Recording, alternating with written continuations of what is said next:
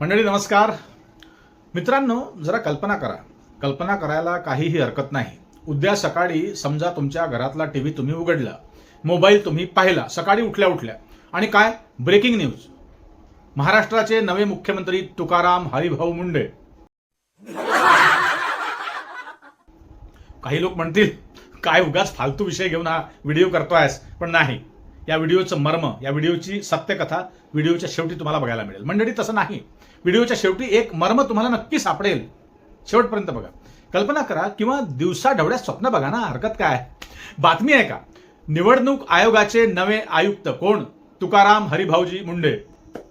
आणि शिक्षण मंत्रीही कोण? तुकारामजी मुंडे. बापरे बाप, कुणाची मजा तर कुणाची सजा. अर्धे तर चड्डी खोलून खोलून परसाकडे पडायला लागतील. लक्षात घ्या, नीटचे पेपर्स बिलकुल नीट झाले असतील, नाहीतर त्यांचा बाजा नीटच वाजवलेला असतं. लक्षात घ्या. अहो, अर्ध्या लोकांचा बीपी वाढला असता आणि उरलेल्या अर्ध्या लोकांनी पेढेही वाटले असते. कारण दोन प्रकारचे लोक असतात, तुम्हाला ठाऊक आहे, डावे उजवे, तुम्ही जे नेहमी म्हणता तेच. तुकाराम मुंडे मुख्यमंत्री असते तर पहिल्याच दिवशी मंत्रालयात धडकी भरली असती. कल्पना करा. आणि शेवटी आपण बोलूच, मुद्द्यावर बोलू. तुम्ही कल्पना करा, जे अधिकारी वर्षातून फक्त 2दा ऑफिसला येतात, आहेत असे महाभाग, त्यांना पहिल्यांदाच स्वतःचा टेबल कुठे आहे ते शोधावं लागलं असतं ऑफिसात. काही मंत्री म्हणाले असते, साहेब अहो जाऊ द्या हो, तुकारामजी मुंडे साहेब थोडं राजकारण समजून घ्या, आमची तिकडे जरा फार फजिती होते. मुंडे साहेब म्हणाले असते, मी राजकारण नाही, फाईल समजून घेतो, लक्षात घ्या, नाहीतर तुमची देखील बत्ती देऊ शकतो, हे देखील लक्षात घ्या. ते कोणाचीही बत्ती देऊ शकतात. त्यासाठी कसं असावं लागतं शेवटी आपण बघूया. ज्या फाईली वर्षानुवर्ष धुडकात पडल्या आहेत ऑफिसात, त्यांना वाटलं असतं त्या फाईलींना, अरे बापरे जमलं रे बाबा, आज आपला शेवटचा दिवस आहे, उद्या आपली फाईल आपण उघडणार अर्थातच. तुकाराम मुंडे निवडणूक आयुक्त असते तर काय झालं असतं? मतदारांना पैसे वाटणारे नेते रात्री, तुम्हाला माहित आहे, रात्री झोपलेच नसते हो, घाबरले असते. एक नेता म्हणाला असता, या निवडणुकीत मला 50 कोटी खर्च करायचे आहेत. आयोगाचं उत्तर काय आलं असतं? हां ठीक आहे ना, करा, खर्च करा, त्याचा हिशोब द्या, फक्त नंतर बघू. जात धर्म मंदिर मशीद भावना सगळं बाजूला ठेवा. पहिल्यांदाच निवडणूक विकासावर लढवावी लागली असती जर का तुकाराम मुंडे निवडणूक आयोगाचे आयुक्त असते, अध्यक्ष असते, आणि तिथेच अनेकांची प्रेस कॉन्फरन्स संपली असती. The end. तुकाराम मुंडे शिक्षण मंत्री असते तर काही शिक्षण सम्राटांना वाटलं असतं आपला धंदा धोक्यात आला, कुलूप ठोका. फक्त फी वाढवून शिक्षणाचा बाजार मांडणाऱ्यांना पहिल्यांदाच नियमांची पुस्तकं वाचावी लागली असती, जी कधीही वाचली नाही. अनेक शिक्षण महर्षी ज्यांना म्हणतात ते तर 10वी फेल आहे, काही त्यातले 4थी नापास आहे, काही शाळाच शिकले नाही, ज्यांच्या शाळा आहेत. शाळांमध्ये विद्यार्थ्यांपेक्षा जास्त गैरहजर शिक्षक आढळले असते तर दुसऱ्या दिवशी कारणे दाखवा नोटीस त्यांच्या खिशात कोंबली असती. लक्षात घ्या. विद्यार्थ्यांना फक्त मार्क मिळवणारी मशीन नाही, तर विचार करणारा माणूस बनवण्यावर भर दिला गेला असता जर का तुकाराम मुंडे त्या ठिकाणी असते. पण थांबा, तुकाराम मुंडे मुख्यमंत्री नाहीत, तुकाराम मुंडे निवडणूक आयुक्तही नाहीत, तुकाराम मुंडे शिक्षण मंत्रीही नाहीत. राजकारण त्यांचा भागच नाही, ते एक अधिकारी आहेत. मग लोक एवढी चर्चा का करतात हो? सध्या हल्ली महिनाभर झाला तुकाराम मुंडे मुंडे मुंडे एकच चर्चा का आहे? आपल्याला ही कल्पना करावी लागली मंडळी आता हल्ली. कारण या देशात प्रामाणिकपणा इतका दुर्मिळ झाला आहे की कोणी नियम पाळायला लागला की तो माणूस सुपर हिरो सारखा कुणालाही वाटू लागतो. अर्थातच आपल्याला तुकाराम मुंडे मुख्यमंत्री हवेत की नाहीत हा वेगळा प्रश्न आहे.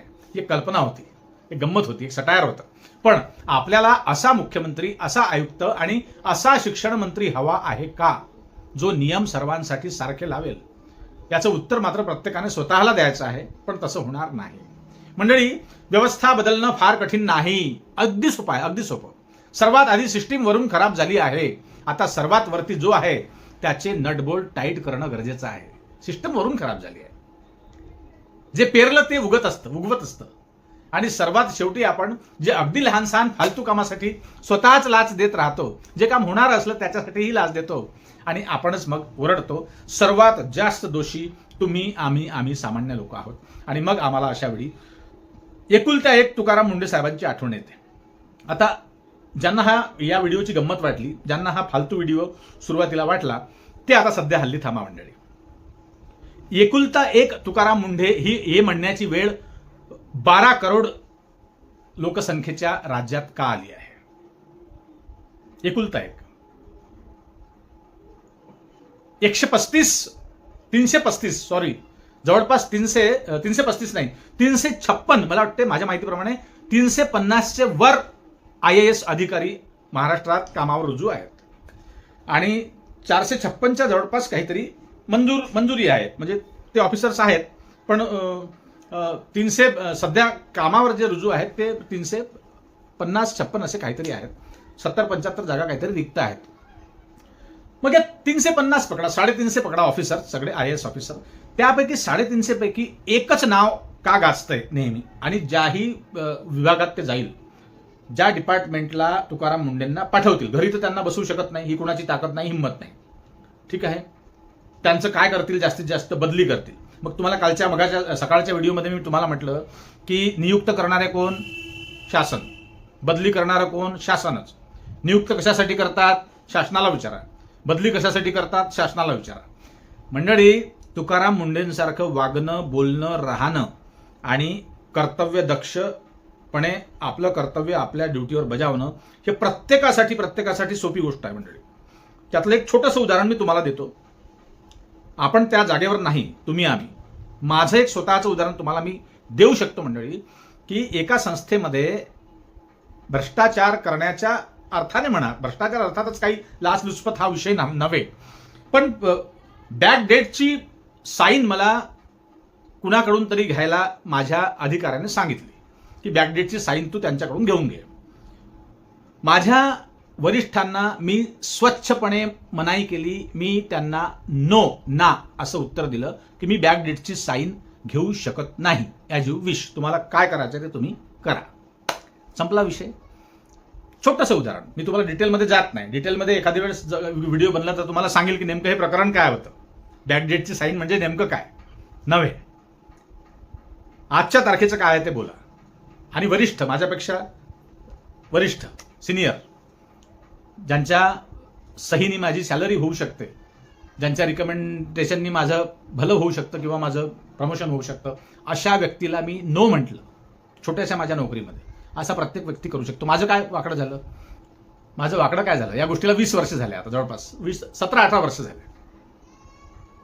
मंडळी, प्रत्येक जण अशा पद्धतीने नीटनेटका जर वागला, प्रत्येक कर्मचारी वागला, प्रत्येक ऑफिसर वागला, तर एकुलता एक तुकाराम मुंडे असं म्हणण्याची गरज भासणार नाही. दुसरा प्रश्न, शासनच नियुक्त करते आणि शासनच बदली करते. बदली करण्याचं ठोस कारण काय? तर आता हल्ली तुकाराम मुंडे ज्या विभागामध्ये आहे, अन्न आणि औषध प्रशासन, ठीक आहे, फूड अँड ड्रग्स, याच्यामध्ये आता सध्या हल्ली आयुक्त म्हणून तुकाराम मुंडे साहेब आहे. आणि धडाधड धाडी मारतायत, धडाधड. 56, 57, 58 कारवाया केल्या. 32 पेक्षा जास्त लोकांना त्यांनी तुरुंगात टाकलं.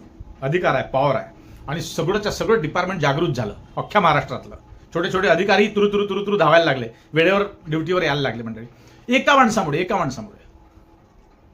तर मंडळी, आता त्यांची बदली होईल. बदली का होईल, केव्हा होईल मंडळी?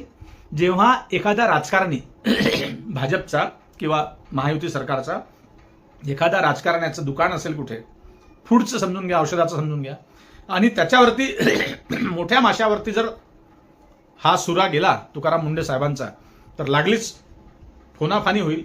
मंत्र्यांपर्यंत गोष्ट जाईल आणि मंत्रिमंडळातूनच चिठ्ठीपट्टी फोनाफानी करून मुंडे साहेबांचं स्थलांतर त्या ठिकाणून होऊन जाईल.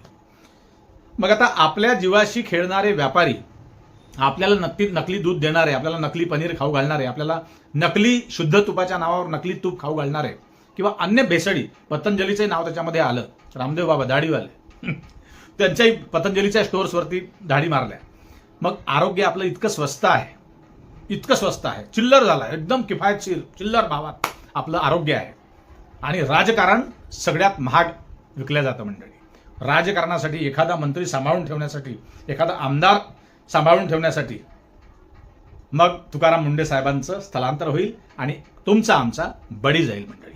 म्हणूनच ही कल्पना आपण करू शकतो की जर तुकाराम मुंडे मुख्यमंत्री असते, तर जर तुकाराम मुंडे आयुक्त असते, तर निवडणूक आयोगाचे ज्या ज्या घटना घडत आहे, जिथे जिथे गमती जमती घडत आहे, गमती जमती कशाचा बर्बादीच हल्ली सुरू आहे, तिथे प्रत्येक ठिकाणी तुकाराम मुंडे साहेबांसारखे ऑफिसर असले तर किती राज्याचं, गावाचं, शहराचं, महाराष्ट्राचं, देशाचं, भारताचं, इंडियाचं, हिंदुस्थानाचं किती भलं होईल तुम्हीच सांगा मंडळी.